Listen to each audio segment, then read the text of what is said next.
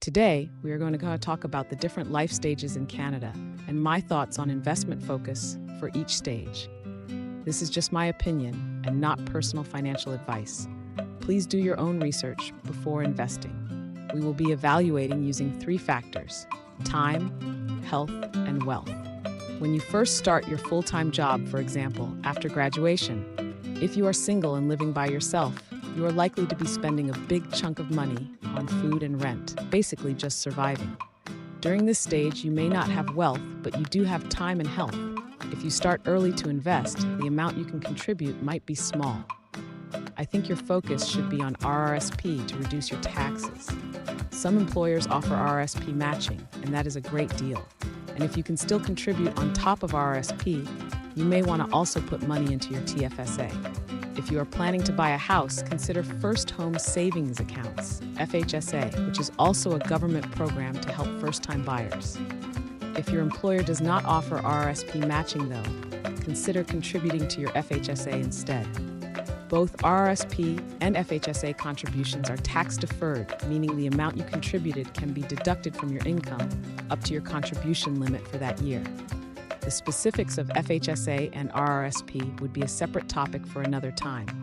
Say you got married and bought a house or condo. If your spouse is also working, then you both can share the household expenses, including the mortgage, or rent if you are still renting. You might then have a little bit more money left. This is when financial discipline habits are formed. Don't waste your money on too much entertainment or buying stuff. Create a plan to automatically take out a fixed amount from each paycheck and deposit into an investment account. It could be an RRSP, TFSA contribution, or even just a regular investment account from a brokerage. The important point is to automate the transfer on the day of your paycheck so that you won't even miss the money during the rest of the month. Your investment goal should be longer term, as these funds are for your retirement.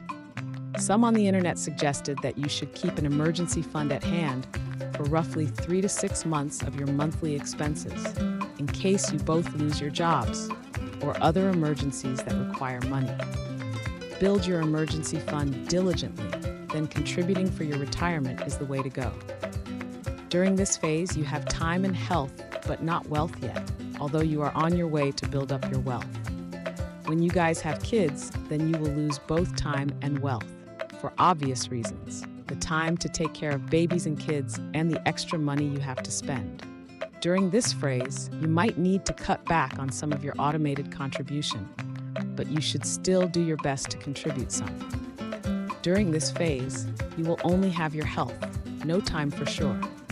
Your wealth, which is the amount you have contributed in the previous phase, is still continuing to grow, so your wealth is growing in the background. As your career progresses, you will most likely make more and more money, and the time demanded by your employer might grow as well. Business trips, answering emails into the evening. Your kids might become teens and have their own lives and demand less of your time. During this phase, you should increase your contributions by maxing out your RRSP and then TFSA.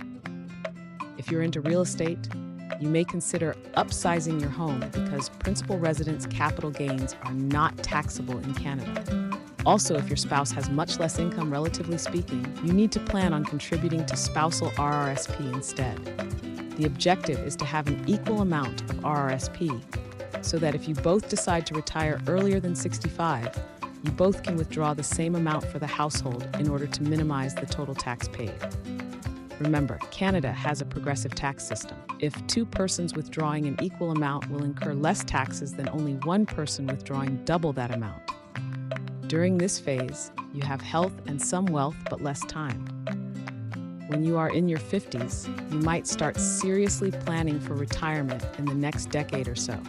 A lot of the investment decisions like RRSP meltdown takes many years to execute, so it is time to start planning your exit. The focus should be managing investment risk and coming up with a plan for RRSP withdrawal to minimize taxes.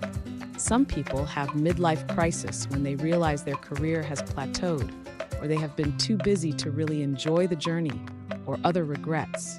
However, if you had a plan very early when you were still young, you would be able to still enjoy life with your spouse and kids. because your financial plan would keep you on track for retirement wealth. Also, when you are in your 50s, your parents are aging and may demand more time from you to take care of them. This is not the time to have a midlife crisis breakdown. During this phase, you still have your health and some wealth, but you won't have time. So far, if you had planned well, you could have enough to retire or even retire early. This is the time to spend your well-earned wealth. Some people divided up the retired life as go-go, slow-go, and no-go phases. Everyone is different depending on your health. But in general, a go-go phase is when you still have your health to do the things you want, like traveling or playing tennis with friends.